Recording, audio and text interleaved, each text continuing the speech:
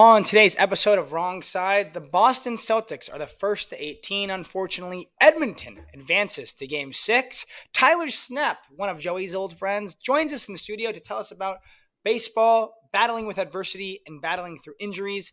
And along with that, some crazy stories and clutch moment of the week, tone deaf, and outside the line. Let's roll.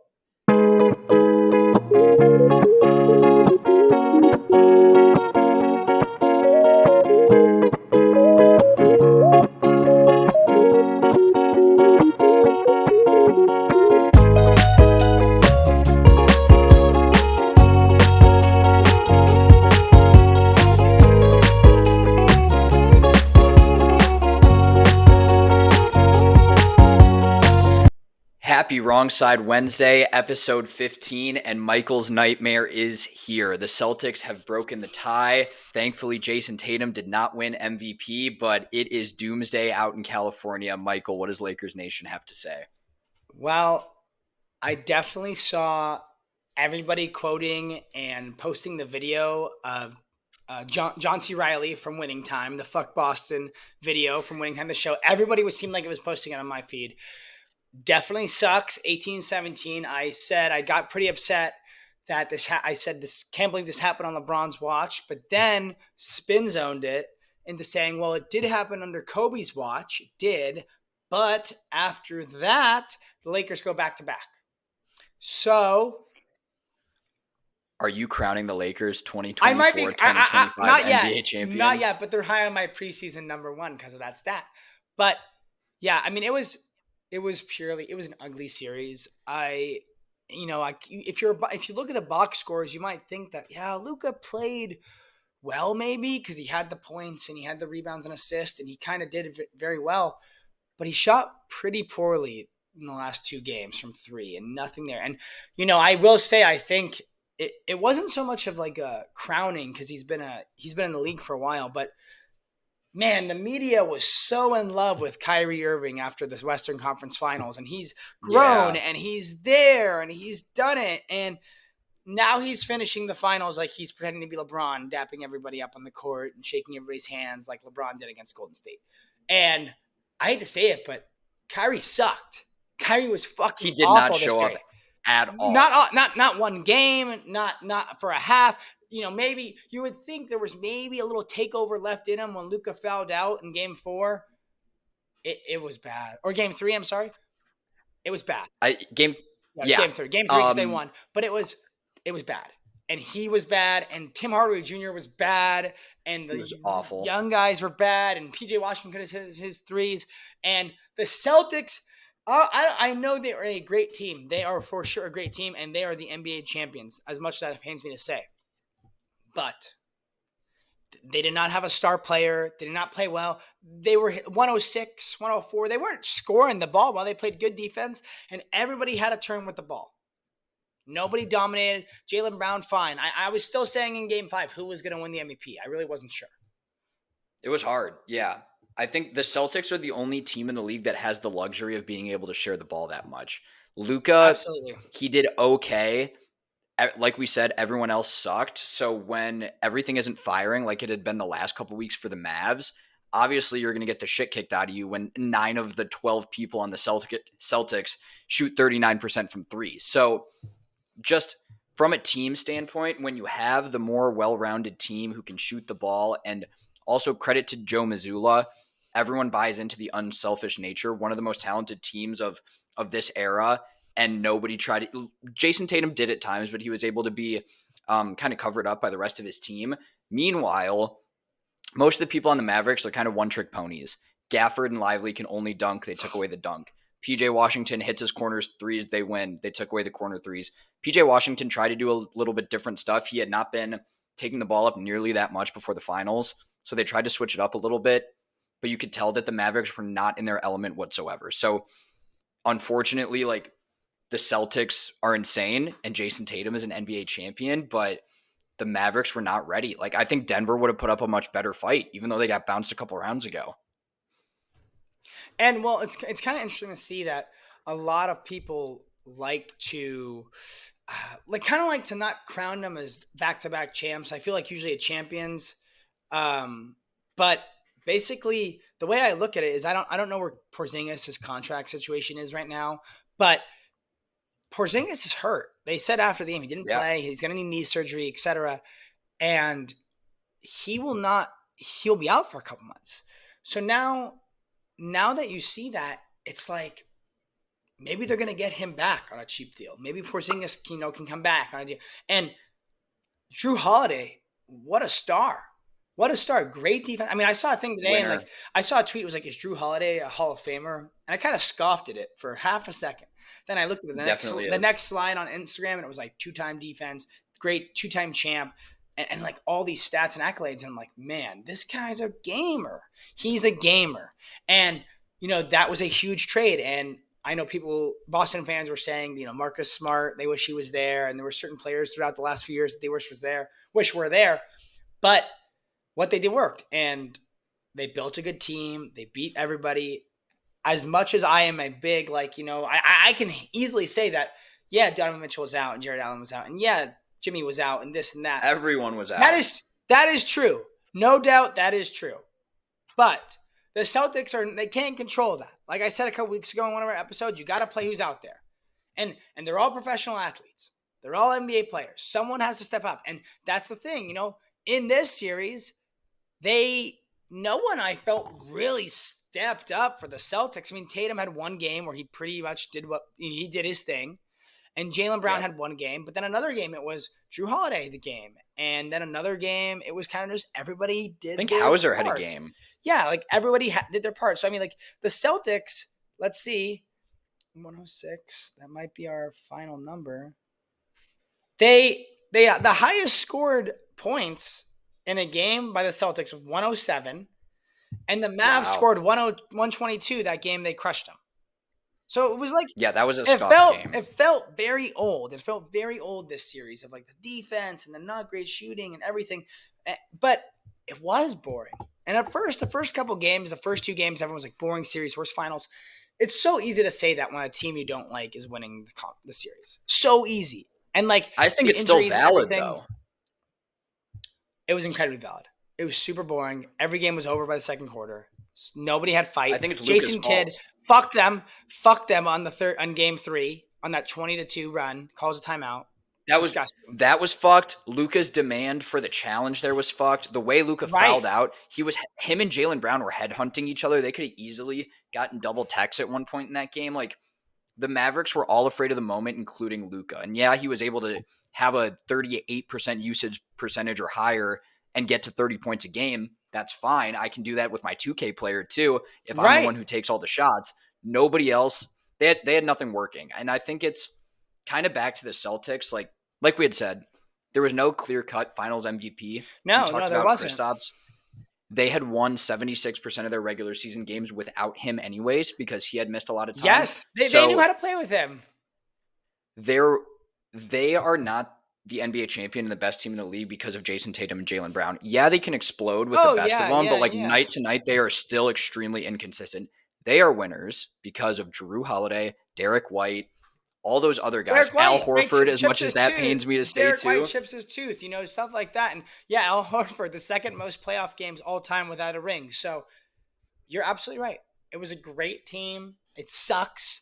I hope this fucking fuels some people in LA. I think it's crazy because when this happened in 08, when they beat when Boston beat, who did they beat? Not San Antonio. Who did they beat in that finals? Not Dallas. Who did the Paul Pierce team beat? Yes.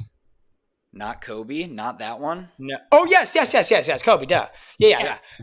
When I forgot about it. I thought I was just feeling once. But yeah, they beat the Lakers, and then the Lakers beat the Magic, and then they beat the Celtics 2 years later.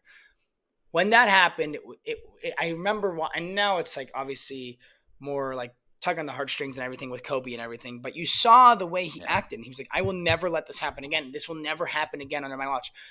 And everything seems to be the opposite of where the Lakers organization is right now. Do you want to know why? Kobe was a Laker. LeBron is not a Laker. Anthony Davis is half a Laker.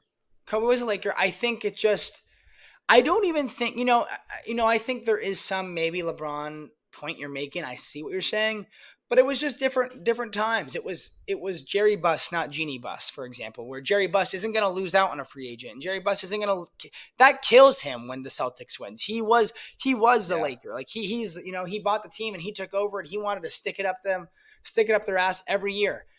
And he wins his rookie year. He wins his rookie year to Yep. stick it to them. And now, he goes through his career and, he passes away. Jeannie and the brothers get the team. And now you're hearing that Dan Hurley didn't get enough money. And, do I think that Dan Hurley should get that much? Probably not, because he's not, he's never coached in the NBA. It's a different jump.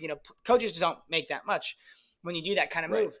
But he got barely more than he was making at UConn. Make the offer a little better, little something like that. But, you lose out in Hurley, and now we don't know what LeBron's doing, and now they're working out Bronny in the pre-workouts, and who knows what they're going to do in free agency, and what are they going to do with the head coaching job? I mean, the draft is next week. We don't have a head coach. Oh shit! I didn't even Not realize not that. not that I not That's that I pretty believe tough. not that I believe this NBA draft is A, great, or B, I don't Right. believe the NBA draft is incredibly important for a head coach. But still, you would like your head coach present at your rookie interview, like the rookie press conference when they show up. So Yeah. no Kind of head a bad look coach. for. It's just sad. So I think the Celtics are on such a better trajectory. The Lakers need to wake up or don't or do something else. Get rid of LeBron, go back to normal, figure out something else. If you don't think it's going to work, do it. Sell Or the team, maybe? Are you I calling I for Genie to sell the I team? don't think Genie to sell a team because I don't want to take away from their family. Their family's been such a big part of Laker history. But everyone's like, oh, History's in the past, brother. they're not one of the like wealthier owners, and I'm just like, maybe that's right, but like, there's no way. Like the tickets they sell, the jerseys they sell, like the Lakers cannot be now. If you're comparing Jeannie Buss to Steve Ballmer, yeah, you're probably right. She's nowhere near the Steve Ballmer range, like Mark Cubans of the world. That's Yeah. true, but Jeannie has to either wake up, trust the guys, Magic. I know he's not as involved in it, but Magic, Rambus, those guys, trust the basketball guys, or be committed to trusting your family and trusting Pelinka. And this is what the franchise will look like for the next 10 years. So wake up, and this should never happen again. If LeBron chooses to stay, LeBron needs to win another to prove to cement his legacy as a Laker. One does not cement it. Sorry, doesn't. So for any LeBron fans, Yeah. LeBron listeners, it doesn't cement it. Now that the Celtics have won, everything you've done before that is even. I don't care that the Lakers had a three-peat with Shaq and Kobe. It was negated once Boston beat them. Negated. Once your rival beats Wow. you, it's negated. So come back, figure out what this roster is going to look like, and try to win a title before you retire. Or when the Celtics win on your watch, it's a knock on everybody's resume. Jerry West, Kobe, Magic, everybody. Wow. All of them have knocks on resume, but they come back and win again. Yeah. Okay. So if you don't come back and win again, they get the last laugh. Even if it's tied, even if it's whatever, a tie is a loss. Come back, win another, prep for next season, figure out what you're doing, get back to playing Laker basketball. That's my Lakers. That's going to be a great clip. That's good. I've never heard you so passionate about the Lakers because there was a bubble ring involved, but that might go viral. Let's relax. Let's relax. Bubble rings don't count. Everybody had the same options, same situation. But yeah, I mean that's truly how it is. When teams like that win, this year I saw someone tweet, they were like, this year could not have been worse, and it's facts. Chiefs, Michigan, Celtics, like Yeah. team. Who was last season? Arizona lost to who? And the Rangers. Like, who cares? But like Rangers, that's a division rival for the Angels. I mean, now it's going to be potentially the Dodgers. Everyone loves the Dodgers. Let's hope it's not. Let's hope it's the Phillies or teams of our friends that can win. But Yeah. I mean, what an awful year. It sucks. And now, like, it's Wrong side year. Wrong side year again. And like, now it's football season. And I will say, in Luka's defense, as a fellow Cowboy fan, Luka did not deserve the slander and memes I was seeing. He was getting the Dak meme. He was getting the Dak face meme. And I don't believe Luka deserved that because Luka got to the NBA Finals. I will say, let's give Luka some respect. Dak has not made it past the first round. Let's or Luka's only 25. or the second round, I People guess, forget. or the divisional round. People forget because he's fat and ugly. Luka's Yeah. only 25. Let's not slander, I guess, the second round because Dak's gotten the divisional, not passed. So yeah, let's not slander Luka because he lost. There's no tie ball here. There has to be a winner and a loser. So Yep. I will say so. In Luka's defense, memes, unnecessary slander memes. I will say. So that's my basketball take. I feel like everyone wants to talk about that from the fan perspective, but nobody fucking likes the Celtics. They're spoiled. No. Boston are spoiled brats. This was the longest they've gone without a title in the last 40 years. It was 5.5 years, longest the city's gone. Yeah. Fuck them. These little fucking 13-year-olds get every championship they want because of this stupid city. They have such cool T-shirts. I didn't have any cool This T-shirts. is all redacted though if Meg matches in Boston because it is a cool city, but fuck their sports. But yeah, You could be a champion. You could ring chase in Boston. ring chase in Boston. But yeah, I mean, I think that's a different way of looking at it. I think I think the Mavs have a very interesting offseason as well. They have some role players they will have to retain. Obviously, Jokic is coming back, but the NBA is in a different spot. I'm actually shocked that we didn't see any free agency deals today. Today, free agency opened after the finals ended. It was a new rule added this year, so I am shocked we didn't see any extended. You can negotiate with your own team. It can't be like negotiating with other teams' free agents, but just your own team. So I'm shocked we didn't see any, even small ones. But season's over.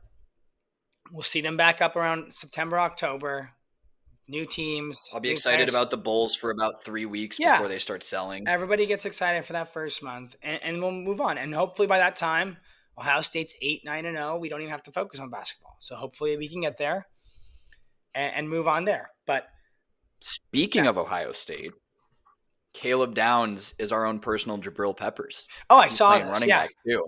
That was pretty He's funny. He's going to return kicks. He's going to play safety. He's going to play running back. The Stein text was all time today. The Stein text was all time today. Did you see that one? Which one? What did he say? He said it was like the screenshot of Caleb Downs. The headline on Bleacher Report is Ohio State 5-star may play both ways. Caleb Downs has been attending running back meetings, and he said at first I read part ways. I'm just always wrong side. I expect it.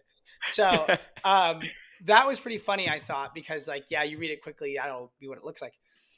But yeah, Caleb Downs, he's gonna be. Let's focus on the running backs we spent a lot of money on before we start mixing in Caleb Downs in some certain packages and he gets hit by someone. Let's focus on the 2 running backs we have that should be in the first 2 rounds of next year's draft.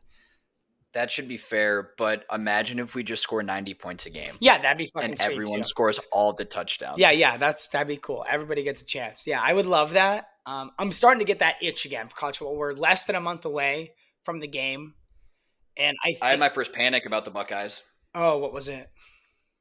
When the Ryan Day story about cussing out the recruiter who went to Michigan. Oh, they were sending. So here's the thing: people are saying, "Oh, Ryan Day is locked in. Like he cares. He cares like what he cares. Like people are very excited that he got that riled up about an employee going to Michigan." I think his back is against the wall. We know that. We've talked about it.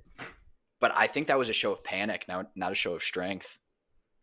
Well, I think, and this could be my wrong side brain showing, but I don't think it was panic. I don't think it was a sign of strength. I think it's a sign of panic because, from what we know, from what we've known and from everything, there was a guy on their team stealing signs. Now, I'm over the excuse of it. Let me preface this. I'm over the excuse of it. We should have won. I'm tired of the excuse of the sign stealings. We're losers. Yep. We lost. We lost fair and square. One throwaway. Yep. Losers fair and square. Not using the signs as an excuse.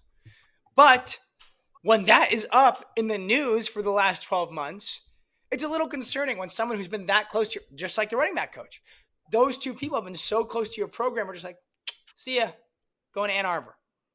That's concerning. So I think that was a very valid reaction to someone saying, hey, I'm going there. I don't think it's panic. And I think the fact that he's willing to cuss out even like a woman for it's disrespectful to cuss out a woman, but like the fact that he was cussing out a woman shows that he doesn't give a fuck who the hell you are. Get out of my fucking building. We'll see you around. We'll see you in November. So I guess so. I don't know. I don't think it was panic. I think it was strength, and I think it was He cult. should be locked in the film room. I don't want to hear. I want Ryan Day to You don't come want out him with a to know Santa about Claus this? beard. You don't want? Oh, No, I okay. want him to. I want him to. I want spies in Ann Arbor. I don't want to see or hear Okay. from Ryan Day. I want him to live in the shadows for the I next see. year. I see. That's how I Well, really. That's how I he really might want. with Hartline and Chip Kelly. He might live in the shadows. He doesn't call the defense. I want him to come out on Saturdays only with a Santa Claus beard because he's been watching so much film. Okay, that would be incredible. Yeah, I don't. That's He's been hot. They've been hot in the recruiting trail again. So let's hope they can keep it up and stay on this path because I think it's going to be another good class.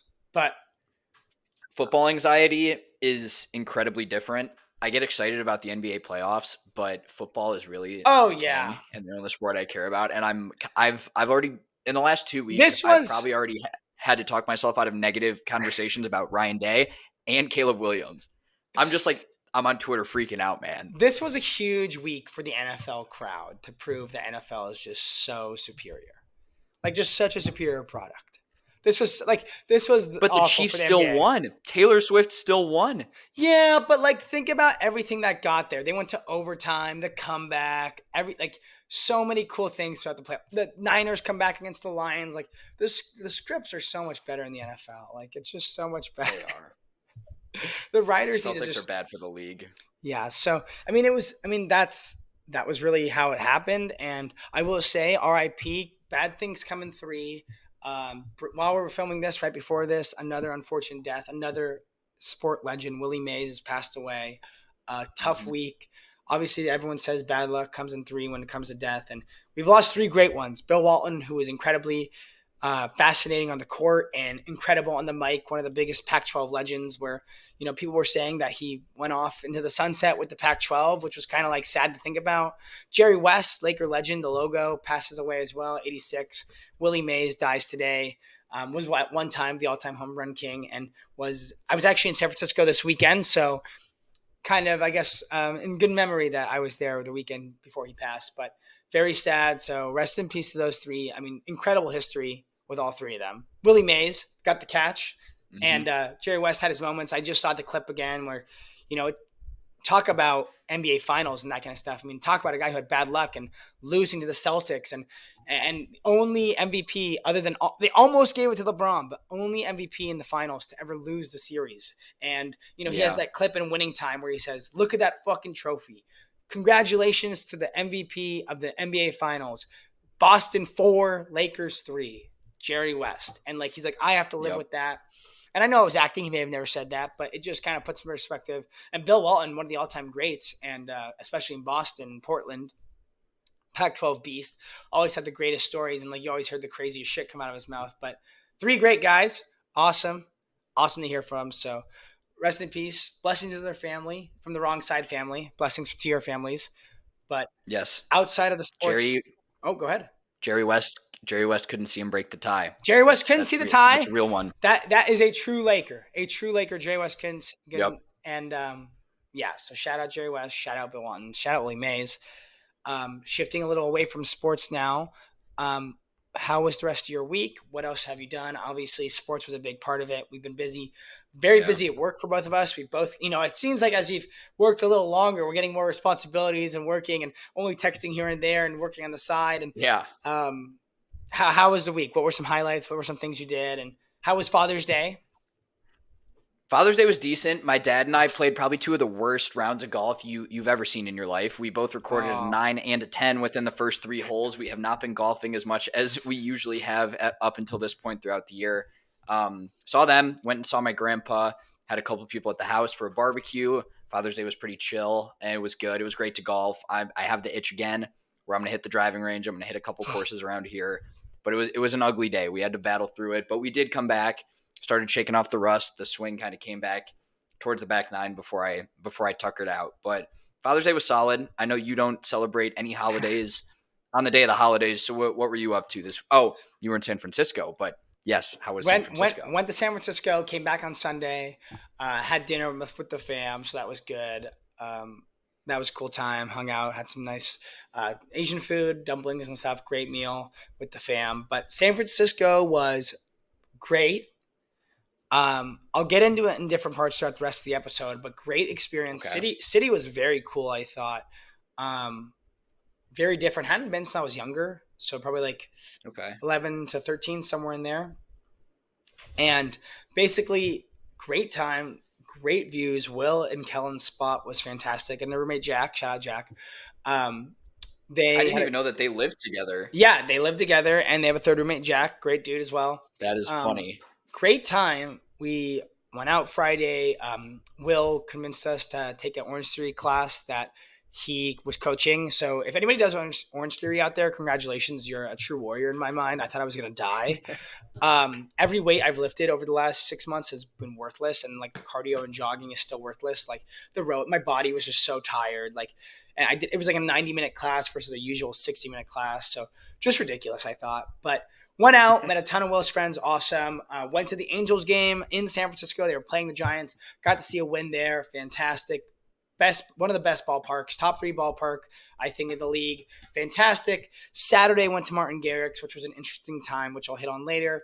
Sunday, flights were delayed, so that was kind of shitty, but great weekend overall. Nice to keep doing stuff. I mean, to do things, it's cost a lot of money, so it wasn't the cheapest weekend, but Yeah. great time seeing everybody and hanging out. Saw Derek Erdem as well. So shout out Durdum. We saw him. Oh, nice. Mm-hmm. And it was just a great weekend. Great weekend overall. Good Sunday night dinner for Father's Day, and just kind of relaxed since I've been home. Really have been super busy. I've been super busy. Yeah. Meg's been working a lot at the hospital, so we've just seen each other right before bed, and that's really it. That's been our hangout time. But it's definitely been a great week, fun stuff, and my family and I, it was actually my parents and we had a sub. Tori Lanzone wanted to come, did trivia. Our Tori Lanzone, we interviewed her a few weeks back. If Ooh. anybody's interested, she came in. How is Tori at trivia? She was very good, very good. She came in. We Okay. invited the entire Lanzone bunch, and everybody was Uh-huh. busy, but she wanted to come, so she came with us as our fourth.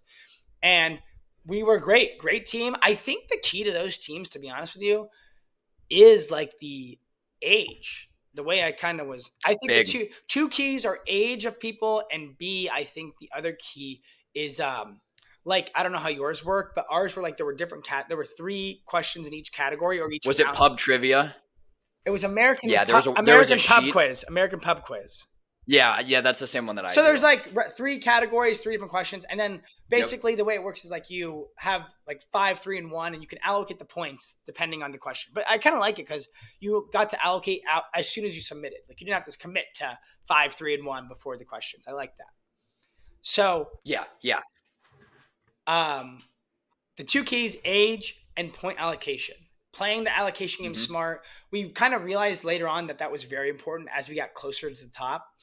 We had our blunders. We didn't play a perfect game. Debuted in 3rd place, so not great, not awful. 3rd place, medaled, got a $10 gift card to the place we were at. Bang.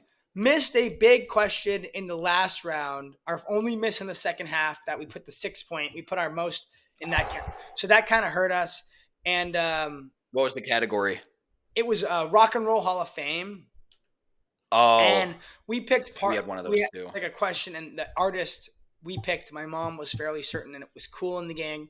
We were giving her a hard time. Nobody knew the answer. She was the only person with a guess, but we were giving her a hard time because she missed it. And then we battled, though. We battled 83 points, 86 was first place, but great experience. Totally would go back again. Unfortunately, that place does them on Wednesdays, and we have softball starting back up this week. But would definitely go back. Very fun. Great time. Trivia is insane. We got second this week. We had a bit of an interesting crew. It was me and my roommate Kyle. I would say we're trivia experts. We've been doing trivia for a while. Derek, Looney, our friend from home, Austin, and Moose. So 7 people, a different group. Are you not in the LZ? No, in the city. Okay. Big time. That's the pros. Yeah, exactly. Suburbs, it was Wednesday nights. We were the youngest group in there usually. We would place fairly high, but it's guys that I've known since like kindergarten, earlier, the latest middle school. We think with one brain cell together. Right. This was different. People I may not be as close with. I haven't really went through their trivia knowledge before. Didn't know how it was going to go. They served completely different roles than I thought they would. Oh. Age is important. I would usually bring my parents as well, but it was really funny. Seeing what like Derek and Looney know versus what I expected them to know. Derek actually got our Rock and Roll Hall of Fame like right off the rip, and we got second place. So We've got third and second in the city so far, Oh, you but guys I are like hot. trivia. You guys are the hot We are rookies. hot. I, We I, had a couple blunders as well, but yeah. it's just like trivia was so fascinating to me because like these people that are getting the questions right. Like there was one question: what 1960 show starred X person? I don't remember who it was. You know, and everyone I see them writing it down, talking immediately. And my mom and my dad, my mom ended up getting it for us, but we were kind of like back and forth talking about it. We didn't know. Yeah. Tori and I served zero help on this question. Mhm. And then you see them like they get that so fast. The human brain, I think, is so quick because they get that so fast. Then there were two sports questions out of 3, 6, 9, 18. Oh, three sports questions out of 25. Uh-huh. Okay. It was the bonus question after the first half, which was like, who has the most Grand Slam singles wins since 1968? We got 3 out of the 4. And that one caused a little Okay. controversy because of us, because we were arguing over who we had, like the 5 that were the top 5. We were arguing who was of the, so we had Uh-huh. people on the list. We just didn't put them, but we had 3. We got that one. I think most people got a good amount of those, 2 to 3 of those. But these people are getting like the craziest shit right. And like we're getting it too, but it How do takes you us know it? a little more. But like, how do you know that? Like they got it with ease. I saw how fast they put their answer in. And then the question is, who has the most starts for the Indianapolis Colts at quarterback? And Oh, that layup. these people have no fucking clue. They're like, who could it be? Who could it be? And like, I'm like, and then it got me thinking. Like, I was like, oh, it's Peyton immediately. But then I Oh started yeah. Yeah. second guessing myself because I was like, fuck, is it Johnny Unitas? Is it him? But then I was like, I You think he's, overthink it. I think because they didn't answer. So I was like, oh fuck. Yep. And then the best one though was this was my favorite question was Tyrese Maxey was named the 2023-24 most improved player. Who, like who does he play for? And I was like, oh, Sixers, put it in Right. immediately. Yep. And then Don't even converse with the table. didn't even Just converse with the put table. it in. Didn't even talk to my parents or Tori. And they like announced the right correct answer. And they're like, only 2 teams got this one right. And I'm like, you guys are fucking idiots. Yeah. Like fucking idiots. So that I just thought that was so incredible. I just thought it was, I don't know, very wild to see, but great experience. I would definitely go back. Very fun. I love Very trivia. fun. Trivia is Very fun. very fun time. But that was trivia. San Francisco is great. And now, just wrapping up now, the Edmonton Oilers have advanced 5-3 win over the Florida Panthers. We go on to game 6. 3-0 is the series score. It's now 3-2. It's 3-2. We're going back to Edmonton for game 6. Joey, Mm-hmm. what are the thoughts? 5-3, another McDavid goal. What are your thoughts? Obviously not big hockey guys, but what are you thinking here? McDavid puts in the empty netter to finalize game 5 on to game 6. Hockey is saving us. Basketball, disappointing series, disappointing look for the league for everybody. Sports are still around. We're not just in the middle of a baseball season. We do have the Stanley Cup final still going on, which I believe is the best playoffs in sports. You got the great crowd still around. You have the Edmonton Oilers super fan that is creating a buzz everywhere she goes. And we get more hockey. So I'm very happy. Back in Edmonton, anything can really happen. I feel like over the last few years, whether it's the Bruins or the Maple Leafs, I have seen some teams blow some significant leads. 3-1. I don't know if there's quite been a 3-0, much less in the Stanley Cup. The Panthers were really that boa constrictor the first couple games, Yeah. keeping them at bay on the defensive side. Edmonton looked like they really couldn't pass around the Panthers defense, but they keep finding a way to win. And now they've put together 2 in a row. They have some momentum. So anything can happen. And I'm glad sports still exist after the Boston Sith win it all. Yeah, McDavid, 2 goals, also had 2 assists today. But you're right. We talked about it a few weeks ago about how we could have a Sunday, Monday, game 7.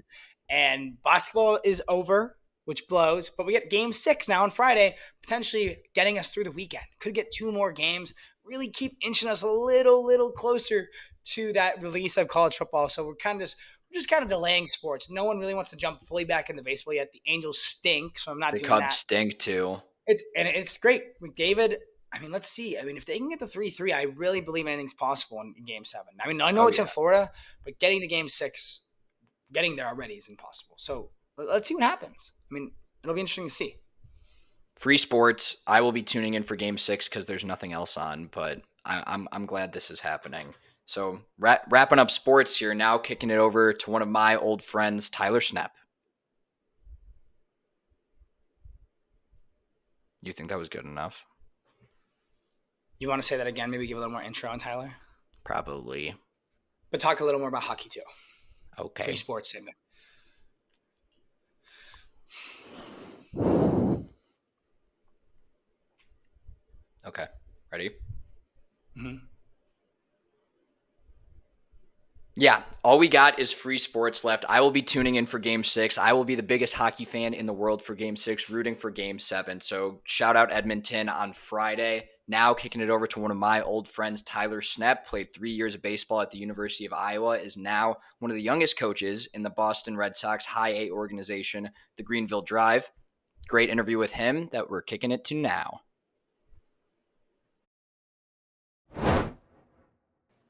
Now welcoming into the studio, Tyler Snep, 3-year baseball player at the University of Iowa with a ton of honors to go along with it. Dean's List, academic all Big Ten selection, team captain, and most importantly, one of my really good friends. Tyler has since went on to being the assistant coach for the Greenville Drive, the High A affiliate of the Boston Red Sox. He's got a pretty full load these days, catching coach, outfield coach, base running coach, assistant hitting coach, and first base coach on the day-to-day basis. Tyler, thank you for the time, man. Welcome into the studio. How you been? Thanks for having me, man. It's good to talk to you. Excited to be here. Yes, sir. It's been too long.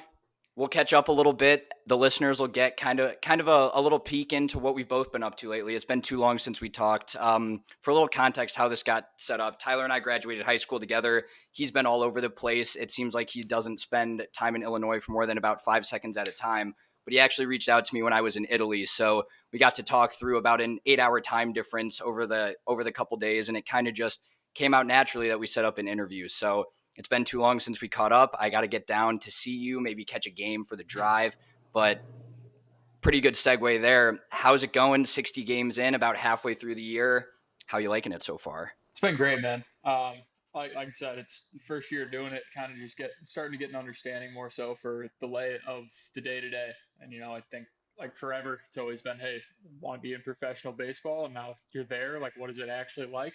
Um, just kind of still continuing each day to learn as much as I can with it. But I'm enjoying every ounce of what I get to do and just get to show up. It's definitely starts to get going day after day after day at this point in the year, but we're just getting into the midst of it now. Yeah, I mean that's a grind. So how many games for a college season? How many games would you play? We had 56 regular season scheduled games in college, and then whatever you get out of your conference tournament, and if you made a regional, and whatever you got out of there. So roughly 65, 70 if you're playing a really long time there. So this is about double that, yeah, a little bit Okay, more. so they always talk they always talk about the long baseball season for the majors, 162 games day in day out gets a little long. So are you starting to feel that fatigue going through a longer season? I know you're kind of just getting to the point that you would have been in college for amount of games, but how is that affecting you with the travel and all that stuff? Is it everything you've dreamed of and more? I think it definitely starts to wear as time goes on with stuff. You definitely start to feel like, okay, hey, I've been doing this every day for a while now. Kind of getting your flow of stuff starts to get a little heavy some days, but I mean, it's not anything too crazy on that front. We get treated very well and get a lot of people taking a lot of really good care of us and looking out for us. So there's a lot of help there. We're very grateful for. But yeah, it definitely starts to get a little bit long as it goes on. That's for sure, man. Yeah, I mean 13 episodes into this podcast, I'm starting to feel the long season as well, so I sure get that. A little more context for Tyler for the listeners. Tyler has a really interesting path. He's been the top of our guest list for a little while now.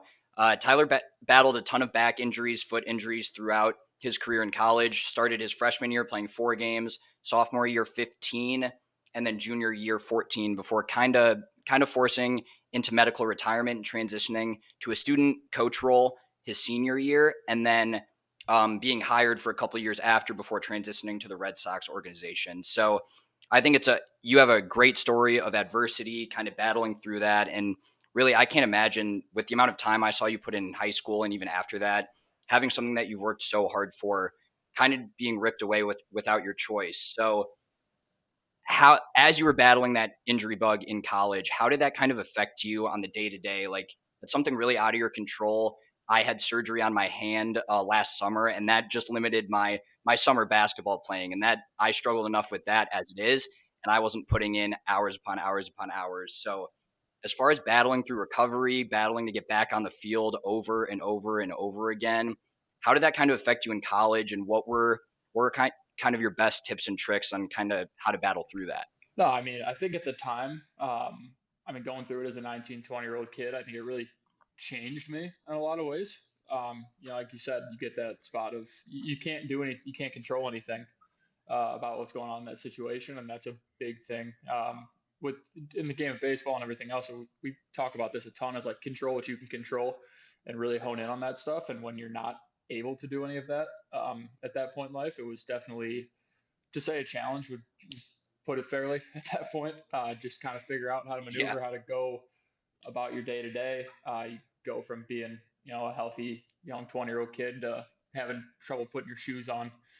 There's quite a few things that go with that. I think the biggest thing, like I took away from that, is like it's things are just one day at a time. It's really like what can we do the best with? What can I do to still win today? And, we talk the idea of win the day. It's kind of a big thing for me on that front. But like redefining success as to what you can control to win that day. Like some days you're not going to be able to do a whole lot when you're going through that stuff. It's hey, I put my shoes on, got myself moving around, and did as much as I could today. That's a win. Like I didn't succumb to any of yeah, the other stuff or any of the other distractions that come up during those times. Um, but that to me, biggest thing is like just one day at a time, and just control what you can control, even when there's not a whole lot you feel like you can, or you feel like things are unfair. That's just kind of where it goes. yeah, for sure. And especially when something you could control was your results on the baseball field for so long, that can't be fun to deal with. So even in your darkest days of recovery during college, like you said, going through that as a 19, 20-year-old kid, it's really defining for the rest of your life, in a really defining period as it is. What would you say you're most proud of that you did during your recovery day to day, and what would you say is something that, if you were talking to your 19-year-old self, what would you say to stop doing, or what was the worst thing you did during recovery? I think like I'll start with that. I think the biggest thing for me would be like just tell myself at that point to stay focused. Being 19, 20 in college, during that time, there was a lot of other places I could kind of go with some of those feelings and that frustration, and it was not always the most beneficial way of doing so. And obviously, since then, I've found plenty of other ways to cope with anything in life. But just kind of staying more focused would have for sure been it. Remind me of the first question. Just totally slipped that. What was the best thing you did during recovery, or what habit did you have that was your biggest key to getting back on the field? Honestly, just never quitting. I think that was the biggest thing is I was never going to quit. I was never going to let it beat me no matter what. I always said like I was going to go to the wheels fell off, and eventually the wheels did fall off. But what I did do is I never quit. Yeah. I kept taking care of myself the best I knew how at that point. Kept eating, kept just drinking water, simple little basic stuff every day to just keep taking care of things. And um, I know for a fact that like looking back on it, like I gave it every ounce that I had, and it just wasn't meant to be. And I'm just incredibly grateful for every ounce of the experience. I know that much.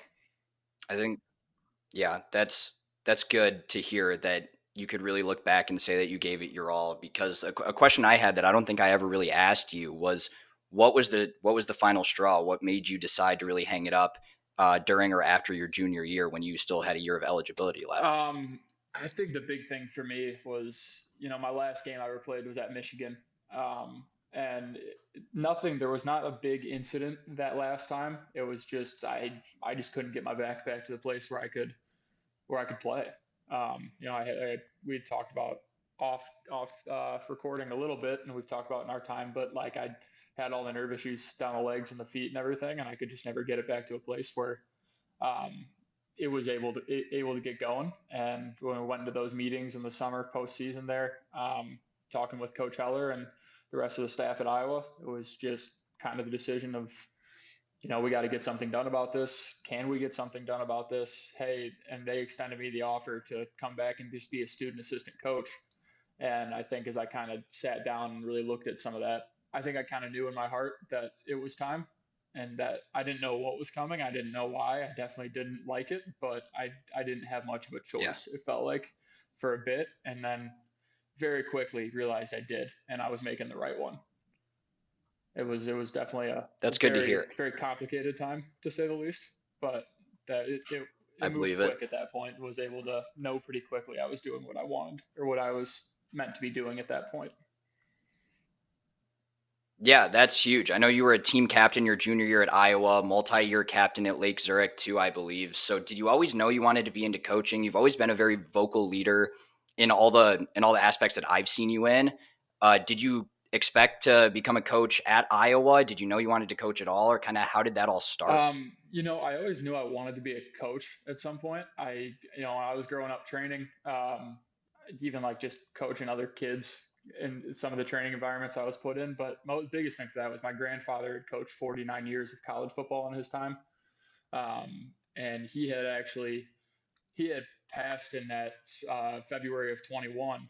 So shortly before, like kind of right when my back started to blow up, honestly, like right around that same time. Mhm. And it just kind of worked out poetically in that sense. I actually have the word coach on the back of my arm tattooed on, which is incredibly ironic now.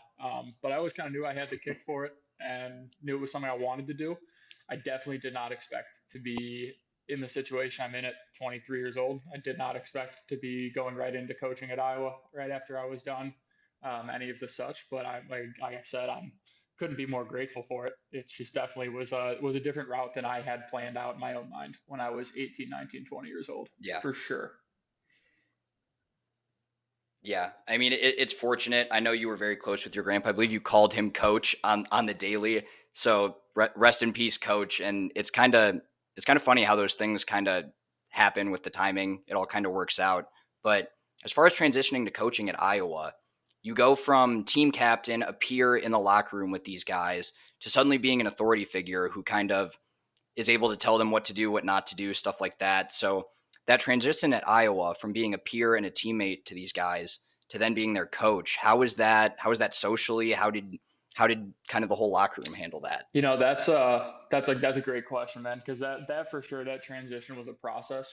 And on some guys different than others. You had freshmen that were coming in that didn't know me, and you had guys that were my best friends and roommates that I had been playing with and being around. I mean, the biggest thing, like the biggest piece to all of that with that specific group, I have to give credit to those players and those guys because they, as equally hard as I tried to work to, be the best I could be as a resource for them and do everything, like they gave me that respect. And I think the biggest thing, like I learned going through all that and just as I went through that transition, is talk about walking a line. There's a line between obviously I'm not Yeah. the head coach. I'm not way separated in age. Like we have a different relationship by the nature of that. But also kind of walking that with like, hey, we can have some fun and kind of do our thing, but we're still going to get after it and work hard. And they're going to give you the respect to coach, and they're not just going to give you crap when you're talking or setting out drills or writing out practice plans for the day. And like I said, I was very, very blessed by the group of guys that it was because I think they kind of were able to see, okay, hey, we can kind of have both here to a point of, obviously I wasn't socially, I had stopped going out and being around them, and I had kind of drawn the line in the sand there, just for what was best for the nature of the operation we were running. On what we were trying to Yeah. do. I didn't want to put any of the young guys in weird spots. I didn't want to put my guys, like the older guys, in weird spots. I just kind of left it be. But so specifically at that point, I was with the catching core there, and two of them were my age. Two of them were my best friends, like still are. That I got to just as that went on and we kind of got that down. It was they're going to give you the respect of being coached in that moment, and then still being able to talk and be kind of one of the guys in a sense. But the big thing, the coolest part about it was like I got to pour my soul of coaching and my work into my friends, which I think is something that I know is something I'll never forget and something I could never replace. It was a cool, really cool experience, cool transition there. That's a super unique experience. That's sounds like you got a real foxhole locker room. Like for to be able for them to give you the respect as well as like you said, you're able to kind of pour your heart and soul like back into your friends. That is really unique and special. So it's good that it worked out like that. I think it very easily probably could have gone south, just like you said, with the whole nature of the whole thing. And I know you said that you kind of pulled back from going out with them. Like, it's a weird spot to be in. Like, I know coaches are always like, if there's a long weekend or a holiday weekend, basically don't do something stupid is the last thing coaches say before those weekends. So, like you said, you lived with these guys, you used to go out with them, then you transitioned to being a coach. Did you have a different group of friends to hang out with at Iowa? I mean, I was a big bar party scene. What did you kind of spend the rest of your time doing? Understandably pulling away from the rest of the guys. I mean, yeah, I had some other friends obviously around. I mean, when you're there and in that, man, Yeah, like the core of your life, your social life, your family is like your group of guys. But I had my friends from otherwise. Like we said, I was a big school. We had a lot of guys from high school that went there, so I kept in touch with a lot of them and hung out with them over time, and I got closer with a lot of people outside of the team. That's for sure. But I spent a lot of that time, man, honestly, just trying to learn stuff. Found a couple of different like yeah. movement science things I was into. Anything else, really anything that would spark my mind.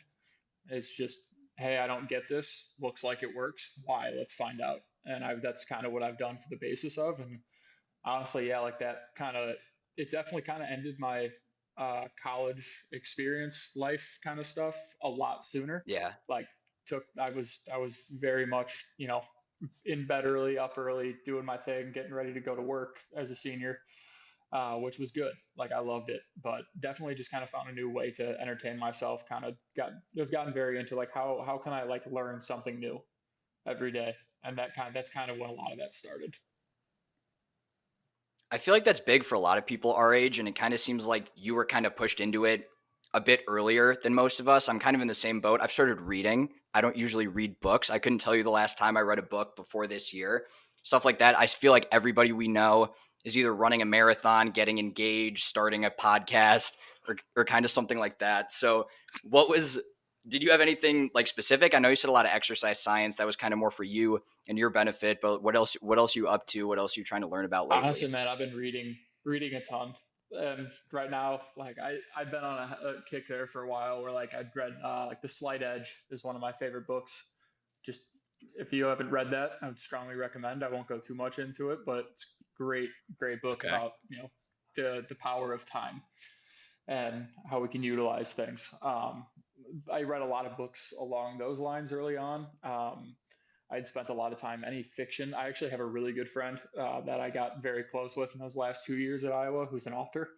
So I've started to Oh read shit. read some of Okay. his books, and they've been awesome so far. So that's another just cool one. It's like, all right, it's really cool reading books that like your buddies wrote because you can kind of hear it in their voice, and he writes Yeah. fiction, so it's definitely different. I'm not by any means very far into that, but it's been cool so far. I think honestly the big thing that takes up the most of my time probably is the faith side of things.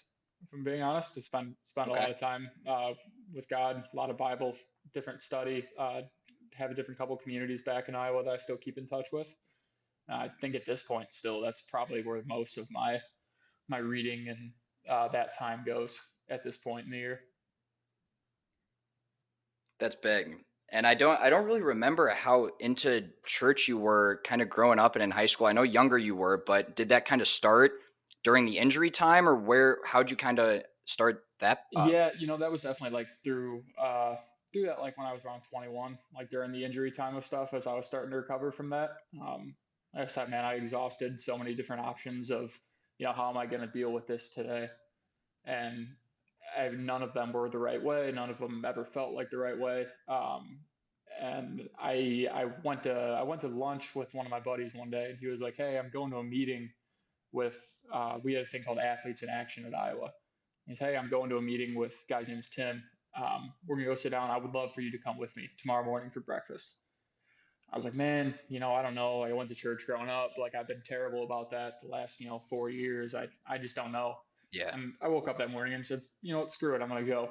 And I ended up meeting with Tim pretty much every week for the rest of college. I still talk to Tim quite frequently with some of that stuff that really had emerged through all that. And then, just getting to be, like I said, there's a day to day where you're on your own doing everything else um, constantly now for me. That's just had a lot of Yeah. time and a lot of things in my life kind of pointed me in that direction, and you know found Christ again, which has been a very different and very one of the more turning points in my life so far. Any specific chapters or verses that you really lean on in those times of trouble? Um, there's plenty that I lean on. The one that I feel like so many people have like their verse. I don't know if I Yeah. necessarily have like my verse as far as like what I lean to for that. The one thing I try and live by significantly is First Corinthians 16 verse 14. Just do all things out of love or out of charity. Like it's I feel the call to serve in that sense and take care of people, love people, and that I can repeat that in my head a million times a day and kind of keep me. Trust me, there's a lot of situations that go on when you're just with anyone that it's always good to just have that kind of be the source of where things come from. Yeah, it's good for the karma too. I feel like I've been not through scripture, but I've also been trying to kind of practice that. It's very easy, and again, not that I'm going through back surgery and nerve damage, but just the day to day of life. Like it gets to you. It's easy to kind of try and look to bite people's heads off, get pissed at your roommate for not emptying the dishwasher, stuff like that. But maybe do that. Open the door for somebody who's walking in. Maybe pick something up. I picked up somebody's keys the other day who dropped them. Felt like I did a good deed. So I've been kind of stumbling into that one Man, too. you never know the power you have. Like any interaction with people can make their day, can be something they remember that you never think about again past that. Like, and that's the stuff that I just think is really cool. I think it's powerful. I think if we're gonna if we're gonna keep going on in this world, we may as well try and do some good. Yeah, and it's people think it's harder to do good than like I said, it's easy to get pissed and fly off the handle at Yeah, things, but it's really not that hard to do a few small nice things throughout the day. it, So it I like that. it's I just as really like easy to that. do things as it is not to. Like Yeah, truthfully, it is. Like you don't. It's something as simple as like I'm gonna get up and go, get a water out of the fridge or go pour myself a cup of water or not. Like it's just as easy to do it as it is not to. And I was having this conversation with Jack Stazak the other day. toe Jack. That life is really easy and it's really easy and really hard at the same time. Like it's very easy to sit around and feel sorry for yourself and not drink water and do stuff to put yourself behind the eight ball a little bit.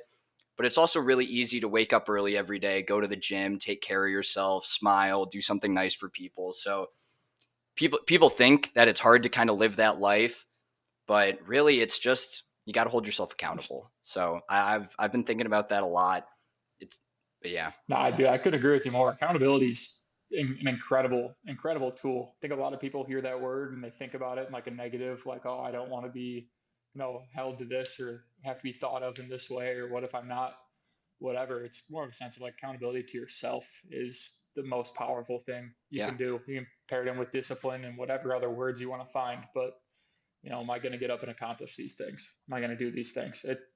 Your perspective is reality, and yeah, whether it's your perspective or whoever, it doesn't matter because that's how they see it. So, um, whatever, like the littlest things, the more you can string those together. At least what I'm finding. Who knows? Who cares what I say on that? But we're no experts. no, We're just talking into microphones yeah, today, right? I just got headphones on, man. All right. I want to talk about the drive, kind of how you're starting there. Coaching guys maybe a little older who've been around the game maybe a little longer than you have. You talked about that great locker room you had at Iowa to be fortunate enough that they gave you respect as that coach being a 20, 22-year-old. Now you're in the big leagues. The high A big leagues on your way up.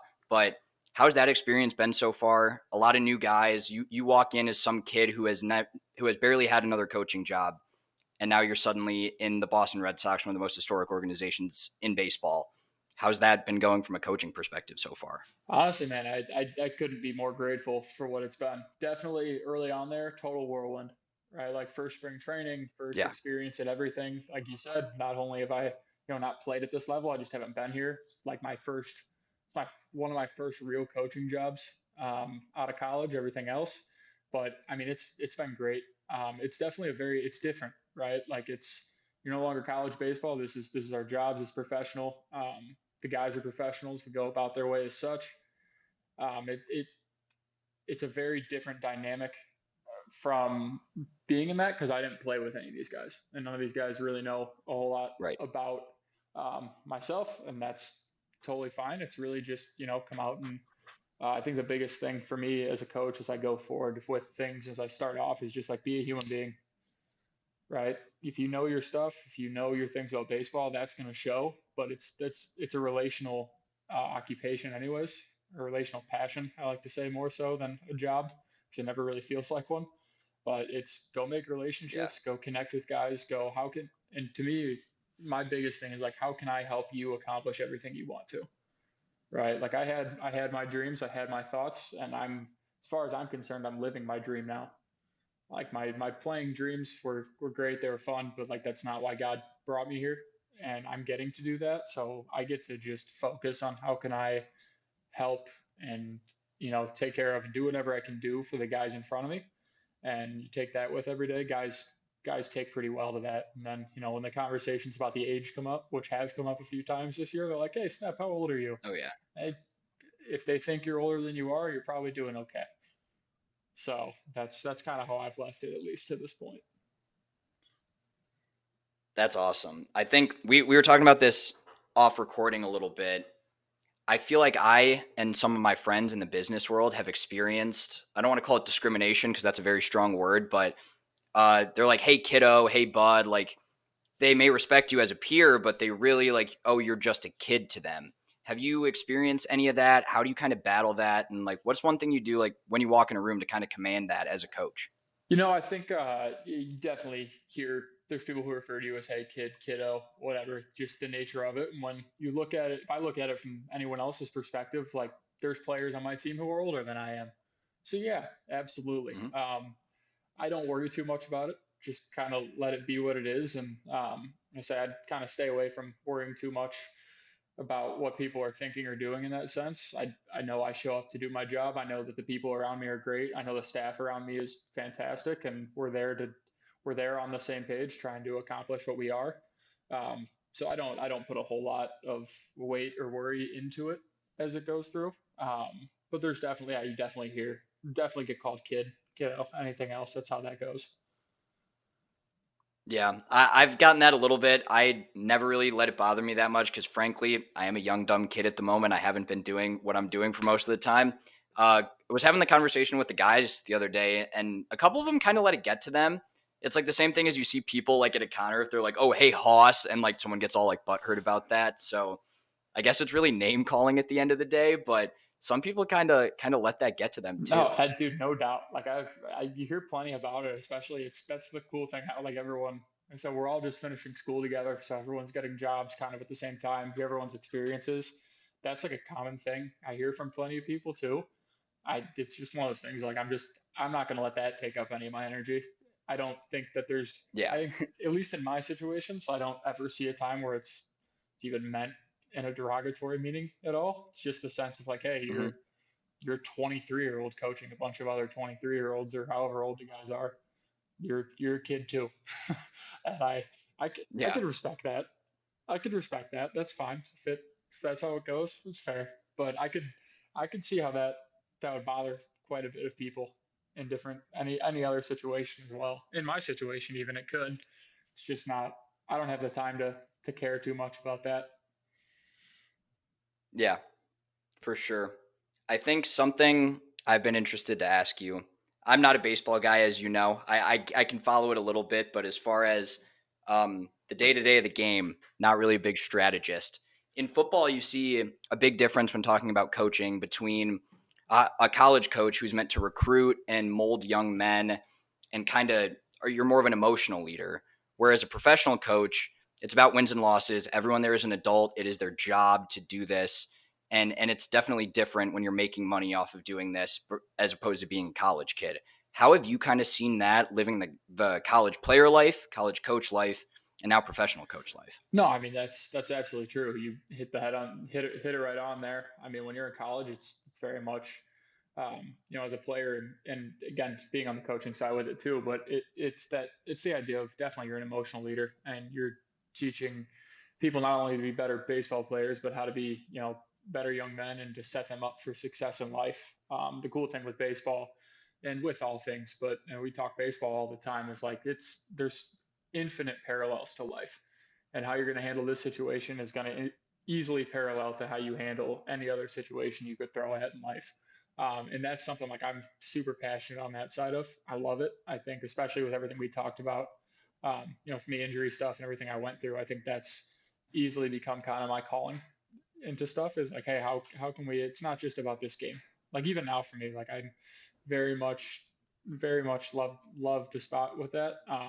I still make sure it's anything I'm going about is there's a reason much deeper than just this game of baseball that we're talking with. But get into the pro side too. You're right. Like it's a job. Guys are there. It's your job to perform. It's your job to train. It's your job to go about your business the right way. And that really is that's the biggest that shift right there is as clear as it can be from that side. There's still great relationships. It's still a whole lot of fun. It's still you're still Yeah. playing the game of baseball. There's just definitely we say the term all the time. It's just professional. Like there's more of a business aspect to it, and because that's what we're doing. Yeah.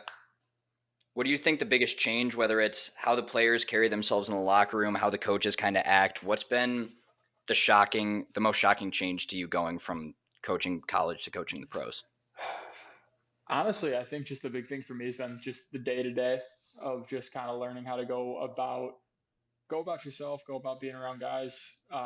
It's not anything different for me. Truthfully, like when I was coming into it, I didn't know what to expect. I tried to keep as minimal. I know we got to get together a couple times before I had left too, and said like Yeah.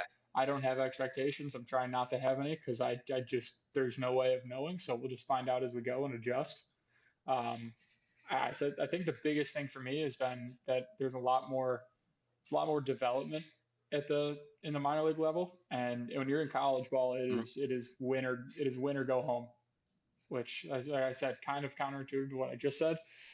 But like you're Yeah. molding men and molding through lessons in college. But in the end of the day, when the season comes, it's win or you're out. Like you have to win every Yeah. game. Here you play 133 games. You don't live and die with every at bat as much as maybe you do in a 55, 56 game season. Just Mhm. based on sheer numbers of intensity with those situations. But it's I think that'd probably be the biggest difference, just your day to day of how are we going about stuff. The travel side of things, showing up, it being very much just a professional job as opposed to I was being a student assistant there at that point, like I was still in school. And I did Yeah. have the one semester that I was still at Iowa as the director of player development. As I went through that was more similar to what I'm doing now. As in, I was there, hired, working, doing my thing, just staying focused. But even then, this is still very different. You don't have weekends. You don't have school schedule to move around. It's just business and doing what we do. Yeah. It's a good segue, especially like you said, you don't have weekends. Iowa, it was kind of more you had school, you had friends, you had other stuff you can do. As far as kind of what you've been up to on the personal side of things since you moved down there. Iowa, you lived there for a long time. Like I said, you were never in Lake Zurich for more than maybe a day and a half at a time. But how have you been making friends? Like, what do you do in your free time if you have any? I know moving to a new city can be tough. We've had a couple other people on who it's lonely. Like you really struggle with it. Luckily, you have something where you have a group of guys that you can kind of throw yourselves into and form those relationships. But it's also good to kind of separate work from the rest of your life at times as well. So how have you been doing that? No, I mean it's a great question, man. Because I mean the truthful answer is just not a lot of time, right? Like most of your time you're at the Yeah, field at doing whatever with work, just baseball in general. I'm very lucky. My girlfriend Mackenzie works from home and works remote, so she was able to come out here with me this year, uh, which has been which has been awesome. fantastic.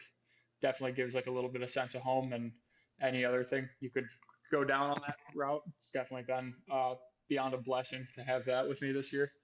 Um, but in general, it's you find your off days like a day like today where we have Mondays off. So wake up, get a workout in, check your computer, do a little bit of work, but try and just spend as much time relaxing as you can. Try not to do anything. So today, go sit down by the pool for a couple hours, drink a bunch of water, get ready for the week. Like do anything you can just to get your feet back under you to get ready to go do it again 6 days in a row. Is really Yeah, it. Like it's you're in baseball. If not, like you said earlier, like I read a lot if I have some time, watch some TV, hang out. We have 2 cats out here, so whatever, hang out with the cats, do Okay. whatever. Anything I can do just to kind of relax the mind and get ready to go do it again. Yeah. Do you guys have any traditions on a game day, game week, away game that you do that's kind of a good team building exercise? I don't know if we necessarily have any like crazy overall team traditions. Um, I know there's definitely like the guys on the team have their own things they all do before the game. Some definitely have a couple of things to the coaches of just like different times. Hey, like shake hands with this guy before every game, or we're gonna eat, we're gonna get our cup of coffee and walk out together for home games, stuff like that. But no, man, like not really on our end. It's you kind of learn to accept like, okay, Okay. every day is going to be the same, but it's going to be different as can be. Every day's schedule looks the same, and every day is totally new. So I try and at least treat every day as much as such. And I have my routines, like on my way I go about stuff to kind of tell my body when it's time to do what, which you come to learn is Mhm. really, really important as you do this 100+ times in a row. But nothing overly glaring. Like, oh, we have to, it's not like when I was playing where I had to put on my socks a certain way or Yeah. do something like that to get myself to go for the day at a home game. Couple more questions before we wrap up here. Still talking about the drive. Like you said, there's not a lot of free time outside of baseball. That group has kind of become your core group of who you spend time with. Do you relate more to the players or the coaches? Who do you spend time with after the day? That's a fair question for sure. I think at this point, man, like the one thing I probably haven't mentioned a whole lot of is like as you go through that whole transition of coaching is you definitely like shift, your mind shifts to where you're no longer thinking like a 23-year-old anymore. You're thinking Yeah. on the coaching side of stuff. And when they talk about that divide, like there's definitely a difference in perspective there. Um, I think the one cool thing, like I relate in plenty of ways as far as like the actual playing goes. And the one thing I always say is like the longer it's been since you've hit a baseball last, the easier it gets because you haven't had to Oh, step in there and do that's it. And it's interesting. one of those things of like Hmm. constant reminder of how hard what these guys do every day is and how incredible the work is that they do. But I definitely spend my time with the coaching side. And I have a younger core of guys on the staff that I'm with in Greenville right now, which definitely helps. But overall, for Yeah. sure, relate with the coaching side more. I have good relationships with a lot of the players. I feel like I guess they would be the ones that you Mm. would ask that they would be able to give that answer or not. But I feel really good about the spots I have with those guys. And what's up, man? Hey, Michael. How's it going? It's going good. How are you? Doing well. Hello, listeners. No, but I can't remember what I was saying now. It Oh no, definitely You're hanging out with the coaches more. yeah, definitely Yep. definitely only hang out with the coaches. I don't spend any time with the players outside of the field or outside of kind of the business or the work that we're doing. Um, it's cool being the situation we have here where you walk in, you have the clubhouse and your locker rooms and stuff, but you have a kind of a kitchen common area that you're around guys with. Hmm. So those situations, it's easy for me just to sit and chop it up with some of the pitchers who I know are our age or anything like that and talk. But there's a clear line there, kind of like we talked about earlier. Like Okay. that doesn't go anywhere. Yeah. That line's always there. Who's the oldest coach that's on the staff? How old's he Bob Kipper or is she? 60, and so Okay. Big yeah, range. he had played.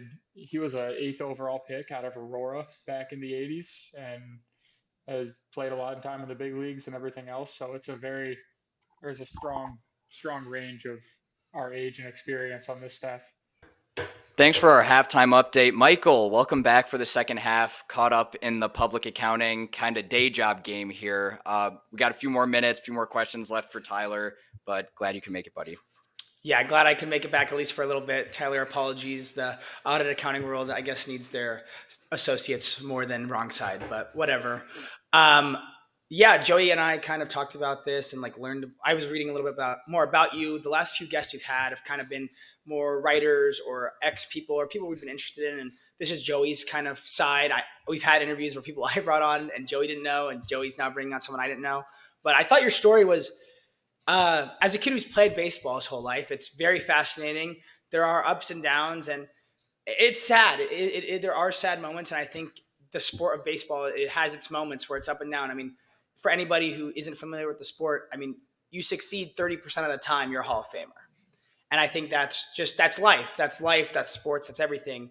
But with you and now coaching, what's been one thing that's you've kind of taken from your playing career, and you're like, man, I hated when a coach did that, or I now I'm going to be that coach that says that, because I assume Joey and you have already talked about it, but you've made the transition. We know that's already a weird part already, and coaching with people that are your age, that's an odd, weird thing.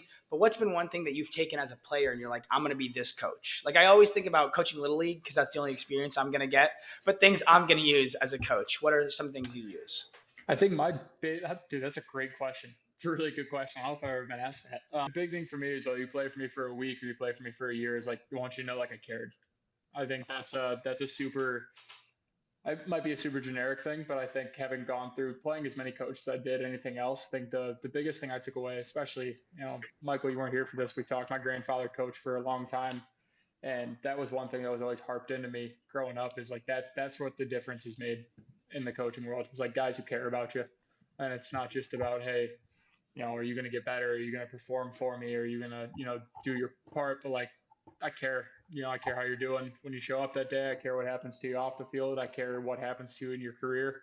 And I think I just kind of I try and make that like the basis of why I do what I do, is make it as a resource to help and be a guy that can be like we talked about again a little bit earlier, but be a positive experience, positive influence over anything else. How have you seen, kind of the similar path of like, what would you take to coaching?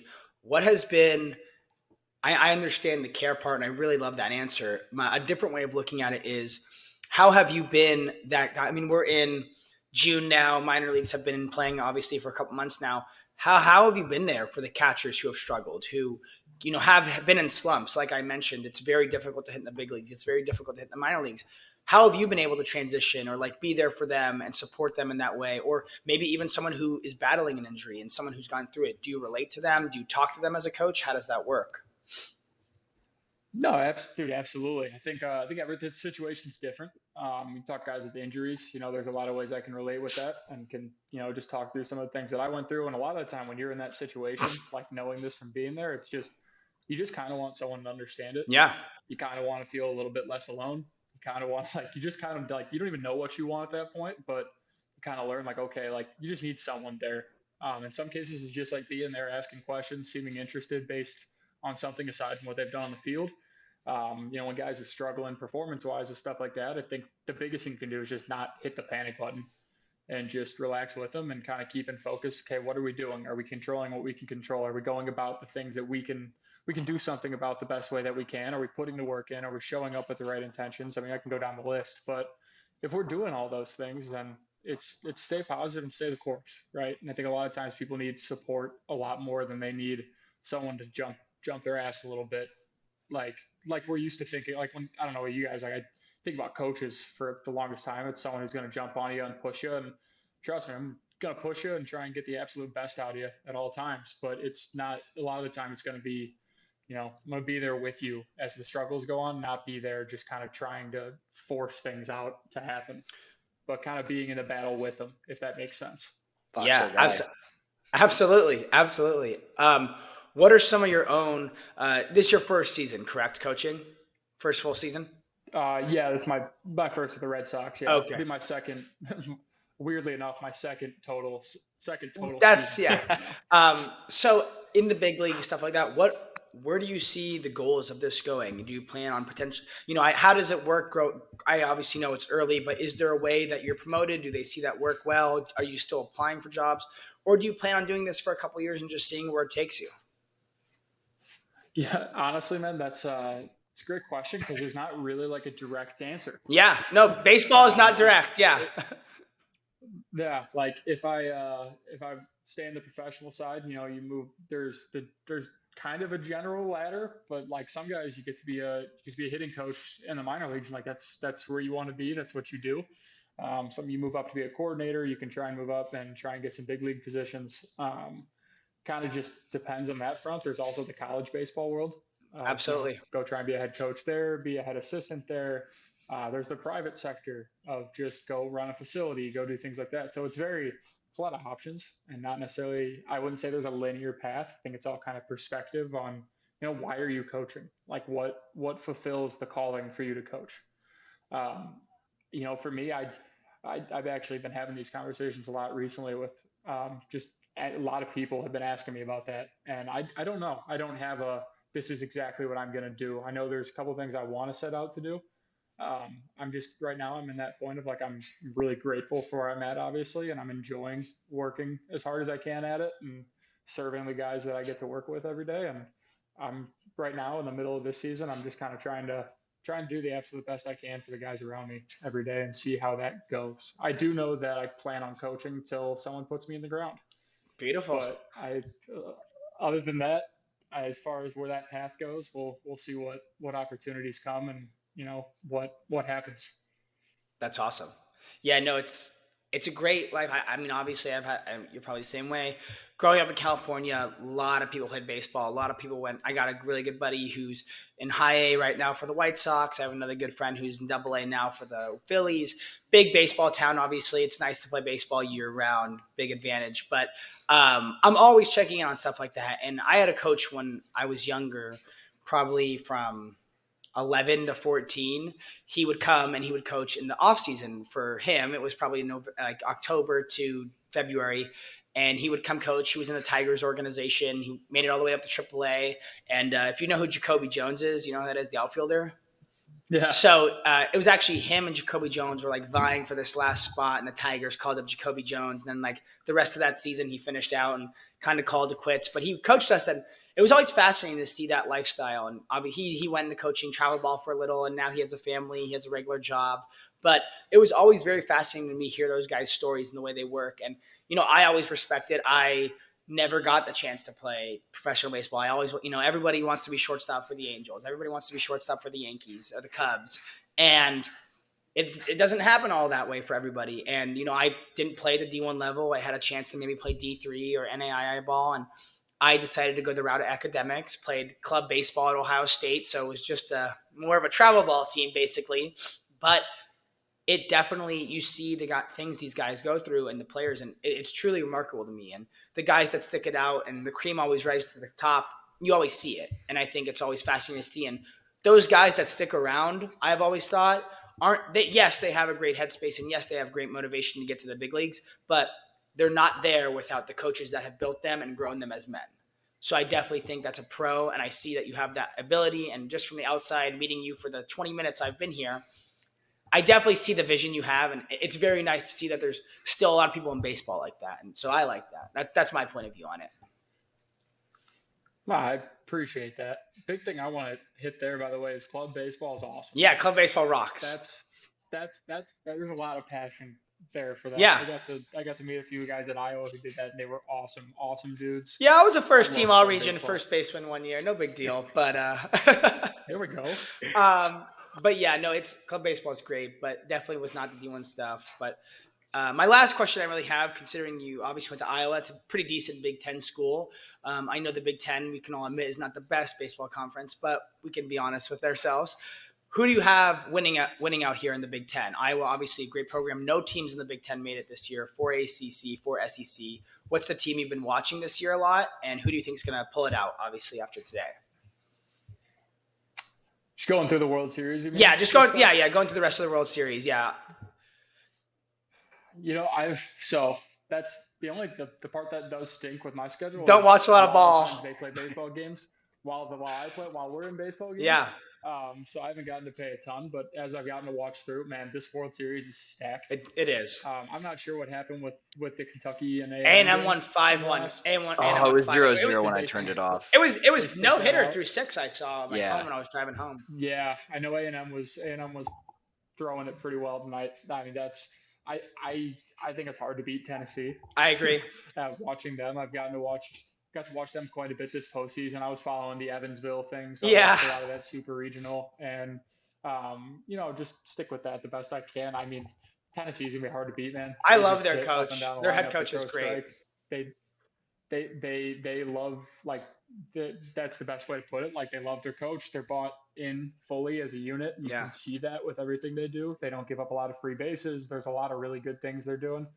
With that said, man, like Texas A&M is kind of the same thing, like same boat. They're really, really good, play really good baseball, bought in on what they're doing. It's a group working together. Kentucky's really, really good. I know they Great lost story, tonight, but Kentucky as well. yeah, it's unbelievable. Like, there's not, you can go down the list of the teams that are in this one, and it's anyone could do anything. I just think right now with this, the way the tournament is set up, after a few games in, Tennessee's in a monster position. Agreed. They're gonna have to play a good A&M team at some point and do some good stuff, but it's gonna be fun to pay attention with here Agreed. as we go through. Very cool. Yeah. Joey? All right, Tyler, thanks for the time. Great catching up with you, man. Best of luck the rest of the way with the drive this year, and hope to see you soon in Chicago. We are going to kick it to our ad read from Shore Metals now.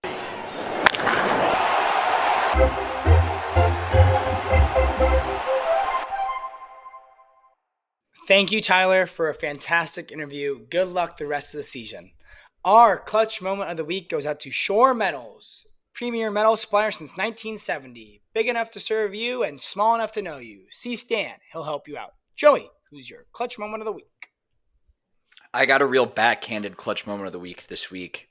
So we hate Jaylen Brown. We hate Jason Tatum. They're actually two of my big rivals in my most recent my career. So I want to remove as much credit from them as I can for this ring. So I'm giving my clutch moment of the week over to Brad Stevens. Some absolute GM masterclasses to get Drew Holiday, Porzingis, Derek White, even I think too, over to Boston. Didn't really do it as a coach. Was kind of disappointing. I think was kind of the overall couldn't messaging. Get to the big one. Couldn't get the big one. No. But he knows exactly what he knew exactly what he needed to do. He learned from it and he went on it and succeeded. So you got to tip your cap to him. I still hate that they won, but Brad Stevens, you are the clutch moment of the week. Yeah. I mean, he built a team. It was his turn to do it. And he, kind of a different route. I feel like not many coaches kind of do that. Step back, realize maybe I need to remove myself. And he did build a team that got the job done. So I guess shout out Brad Stevens. In the spirit, I would say, of clutch moment, I would say the clutch moment goes to the NBA media voters for not voting Jason Tatum as the finals MVP. Very nice of them. Thank God we did not get the Tatum Kobe picture like I thought we were. And I will say non-clutch moment. They should have honestly taken they should potentially take his ring away for this. Is that awful engagement farming KG comment replica, I guess I could call it. We did it. Awful. So fucking not clutch. But shout out to the writers. Clutch of them for not making us sit through that. And shout out to the media for not making him take the picture like Kobe did. Thank God. I believe Jason Tatum, I think, led them in points, rebounds, and assists over Don't the care. series. Who gives a shit? That could have been fake news, but shout out the media voters. Shout out media. Shout out Brad Stevens. Now to outside the line.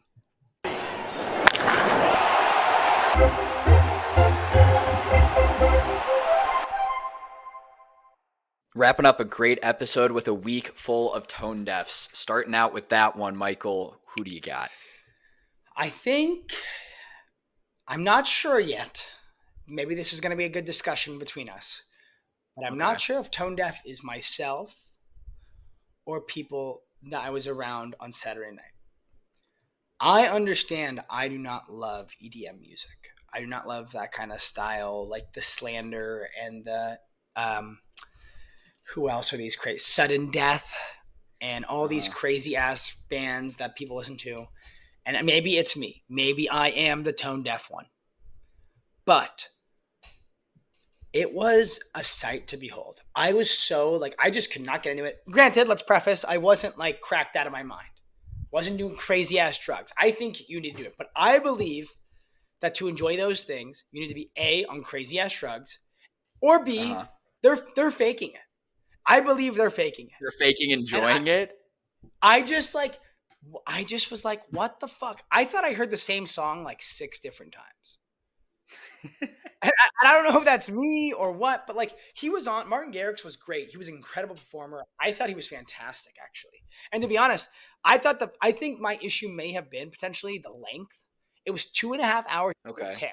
And everyone was like, oh, well, usually it's only an hour of him if you see him at a festival, or like a show is like an hour or an hour and a half. The first hour and a half, I really enjoyed. The last Mhm. hour, I thought was just kind of dragged.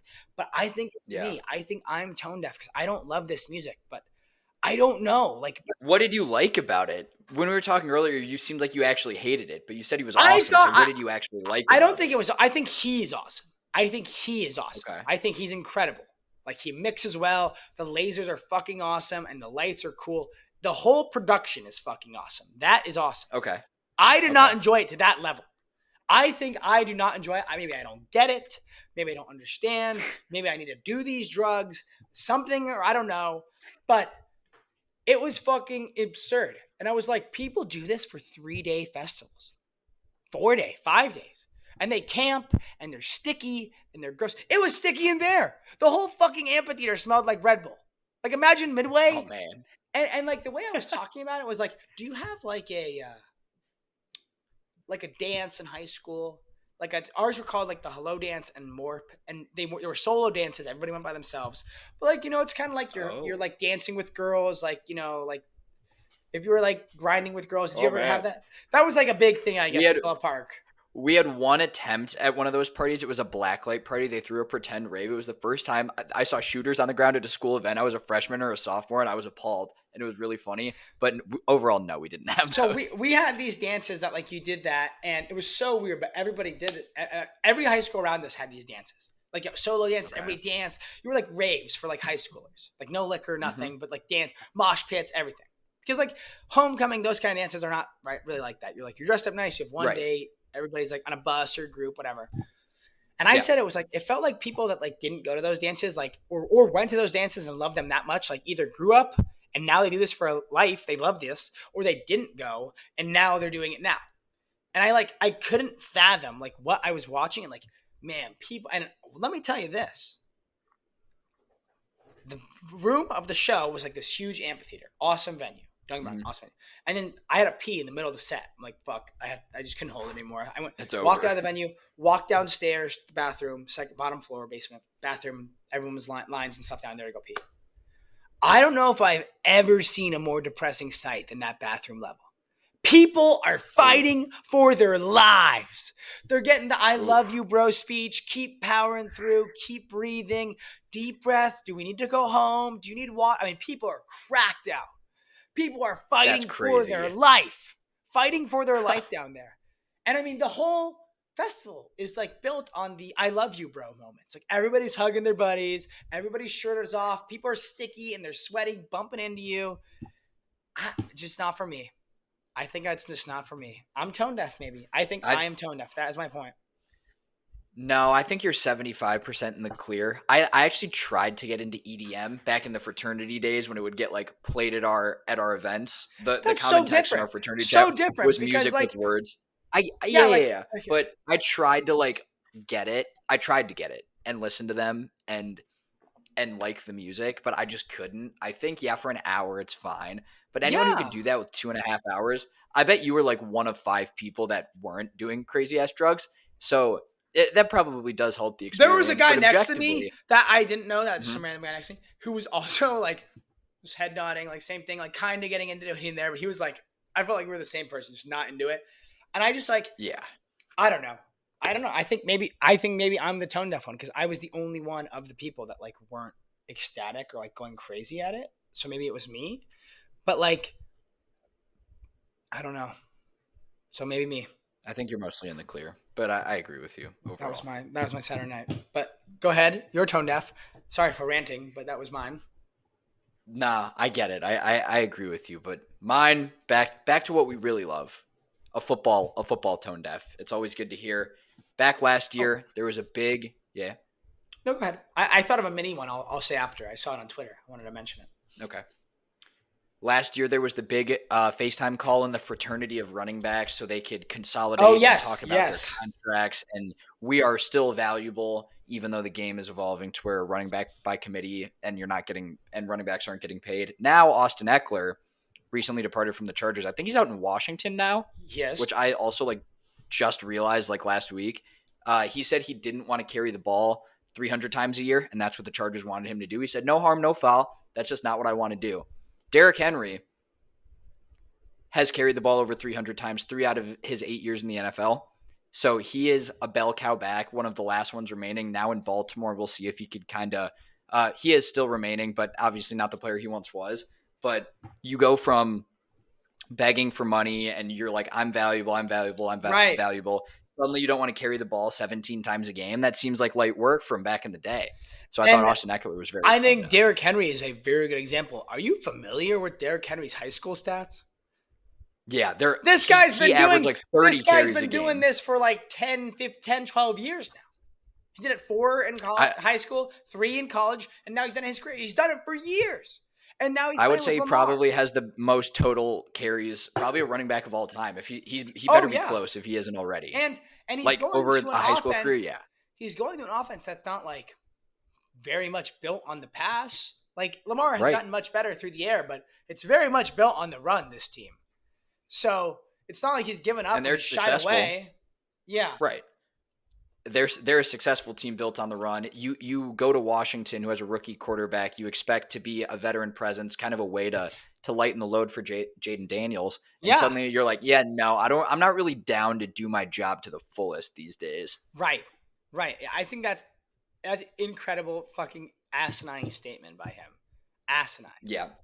So yeah. They're gonna show that in contract negotiations. I think you had a couple of Micah lines that are gonna be showed in contract negotiations about how he loves the Eagles. They're gonna show like, oh yeah, big running back boy. You want to play running back? Number 2.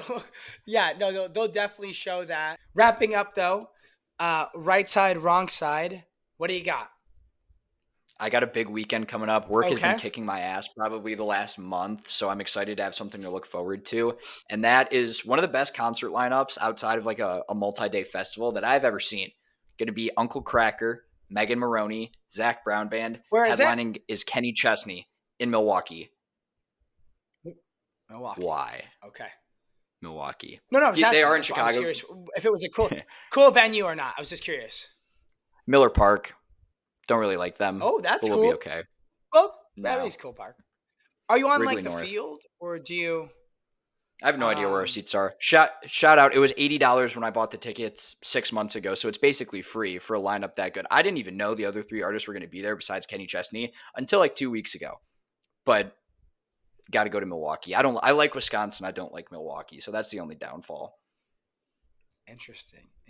Okay, that seems like a great concert. I think those are big names. It's gonna be fucking awesome in a stadium. Could be a sick ass time. So that's a pretty great I'm right excited. side.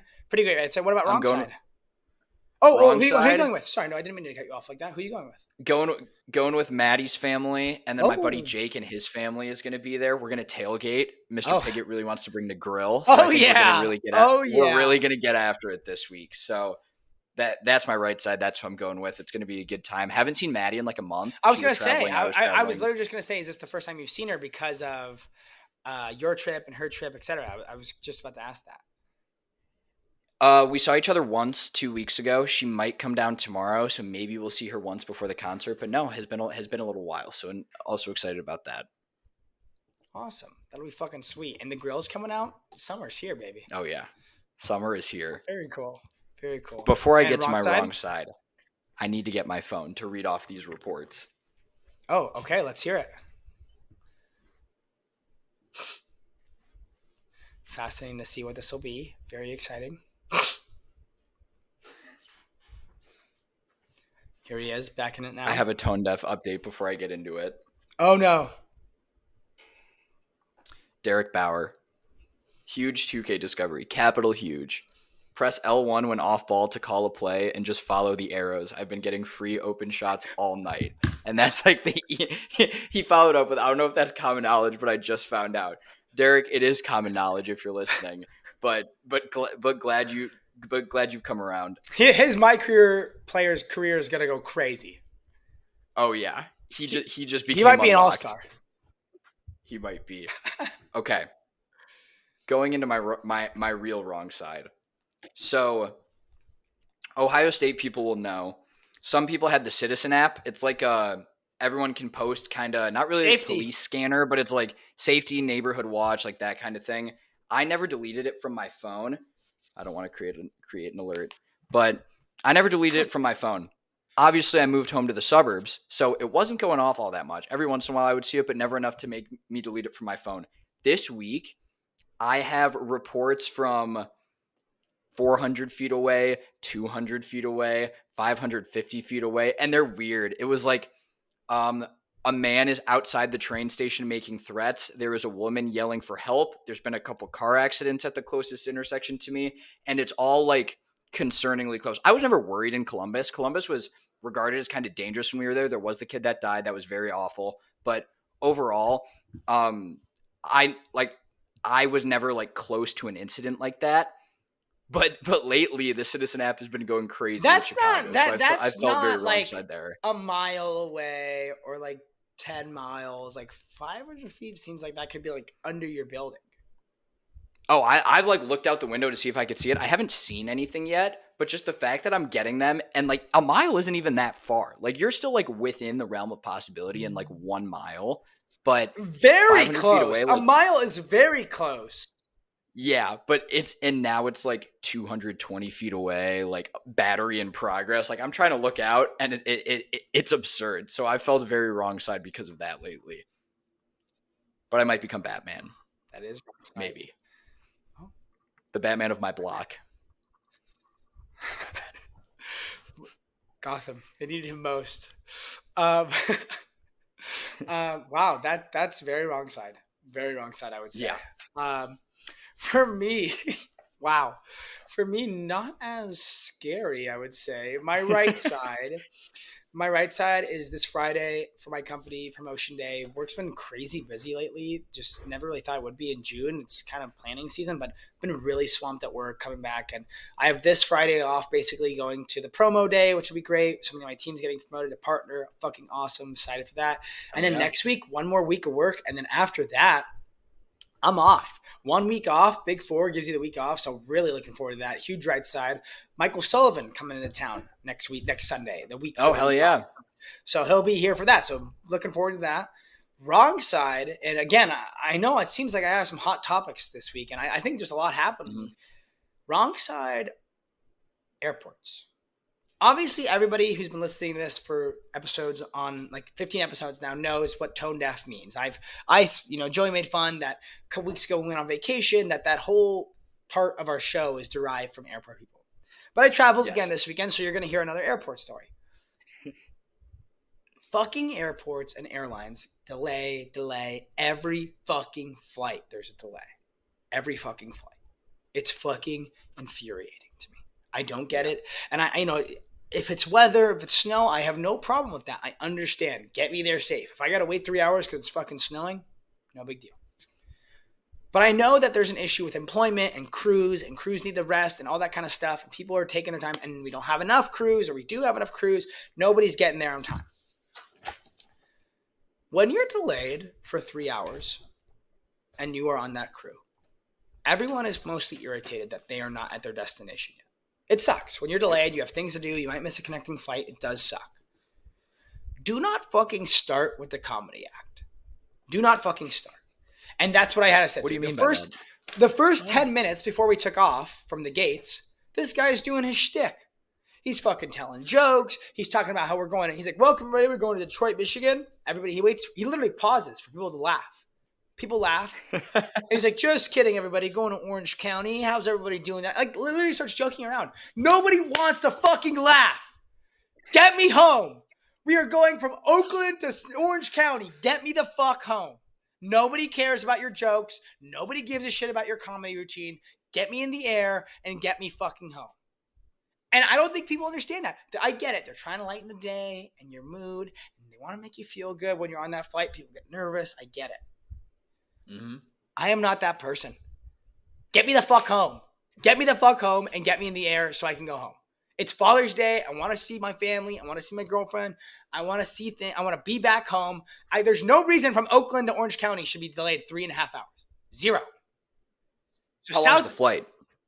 It's like an hour and 3 minutes. It's like an hour and 3 minutes. Oh, wow. I mean, it's like up and down. You could have driven that far by that point. Oh, my God. I mean, it's truly ridiculous. So if anybody out there from Southwest or American or anybody, number one, get on. You don't need your comedy shtick. I don't know the last time I've gotten in the air by my takeoff time. I literally do not. I do not remember that. All my flights were delayed too. So unless it's waiting or shit like that, get me the fuck in the air and let's go home. Then, second thing wrong side, motherfucker behind me on the plane. He's an adult, probably in his 20s. Okay. Sitting behind me, his two buddies to my right, the other three friends behind me. This guy fucking was so tone deaf. And I didn't use him in tone deaf because I'm going to be, but I had to use him in wrong side because I think he's also wrong side at the airport. Okay. This motherfucker, when we landed, row 20, sit the fuck down, number one. He's up. Yep. He's up. Not only was he up in row 20, he starts taking his bag down, his buddy's friend's bag, and another bag down, and puts them in the aisle. Are you mentally challenged? Sit down.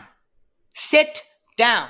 And then there in front of us was a mom and her two kids, little kids, 4 and under, I would say, young. Okay. He cuts them off, walking up the aisle, and then he realizes like a second later, oh, sorry, go ahead. How do you not realize?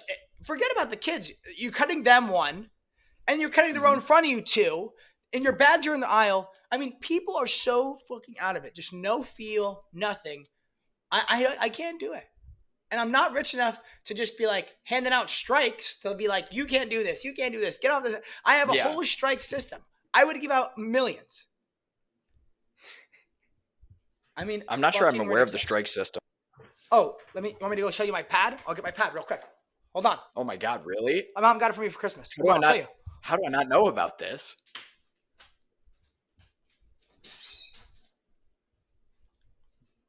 While we're filling the dead air, Michael, tone deaf was really made out of the airports. And this is the most genuinely mad I've ever seen Michael. So the fact that he has a running burn list of things that happen in his life, this is hardcore of you, my friend. Michael's strike system. I was filling the dead air while you were gone. Oh my God. Strike it's one, custom made. First ascents, second events, third events. You're out. Okay? You're out. Strikes can you just like fold these up and hand these to your brother or something? No, I've started to bring them on flights. Oh. I started to bring them on flights. The strike system is not for like life. It's purely for flights. Oh, only for airports and flights? Only for airports. So you get 3 strikes. You can still receive 3 in one flight, but you should be given 1 at a time. There are certain moves where you can be able to get 2. But the strikes are airline dependent. So like if you get a strike on Southwest but a strike on American, you're not done yet. Like it's not like 2 strikes. You have 1 and 1. Like 1. So you get 3 on Southwest. Then you get 3 strikes. If you get 3 strikes, from that day you get your 3rd strike. It's approved. I'm making a stamp. Once it's approved, 6 months no flying on that airline. Really? If you strike out again in the next 6 months following the suspension, it's 1 year. I could save airports. It's a 6 month. It's a 6 month ban and a 6 month probation. 6 month ban, 6 month probation. What do you mean? You said if you get struck out in one flight, 6 months of no flying on that airline. So you strike out in Southwest, 6 months no flying. Correct. But the next 6 months you're on probation. If you strike out again, so if you 1 year. Wow. How long have you been running this? Since Christmas, I got the pad, but I've been talking about it for like over a year. Wow. I was actually talking to my family in the Naples airport about how I would run an airport, and I would send them to the back, like send people to the back of the line if they're not ready with their shoes off for security and shit like that. Oh yeah. We may have our next business. And I got people on our side. We got Dan, who that's what he does. He wants to work for an airport management operations. Dan Schiedemeyer. Okay. If you take away his social instances and calls, he's a genius. He's leading the charge. He's leading the charge with us. He does love planes. We got A-Money, Zaccaroli, Peskovitz. We got some shit with Zaccaroli. We got guys. We got guys that can fly our planes. We have a fleet. Jimmy Gold. Yeah, we got guys. We got us 3 running the ship. And like it's gonna be, and it's kind of like potentially ran off the Soup Nazi, if you're familiar. No soup for you. You asked me, No soup for you. like, this is a water bottle, like a reusable one. But let's say this was plastic Yep. and it was filled. If the Joey Michael airport TSA agent is asked, can I bring this water through? You're not even allowed to go on your flight. You're sent home. Unopened. You're sent straight home. Home. That's severe. Unopened, open, I'm doesn't saying matter. back to the Get out. security line. Nope. Get out. Wow. There You're hasn't even more been hardcore allowed than I am. water. You cannot bring water for the last 23 years since 9/11. This has been a think if rule. it's unopened. No, I think if it's no, unopened. nothing over 3 ounces. Nothing over 3 ounces. Get out. No, you get out. Joey, didn't know. I'm going home. I just carry my empty water bottle through like a normal person. Oh, because you're smart. You're a regular person. I'm a regular person. Oh, my God. Anyways, wrap us up, Joey. Let us out. Well, another great episode filled with I learned something new about my friend Michael today, so I accomplished something today. But another great episode. Please continue liking and subscribing. Please continue filling out the form for the online dynasty for NCAA. We are coming out soon, coming up on 1 month from release. They're very excited about it. Coming up on football season as well, where we're really going to get into it with the Bears and the Cowboys. But life is good. Celtics are bad. They've broken the tie, and Michael is sad. But great episode. Michael, any parting words before we go? Stay blessed.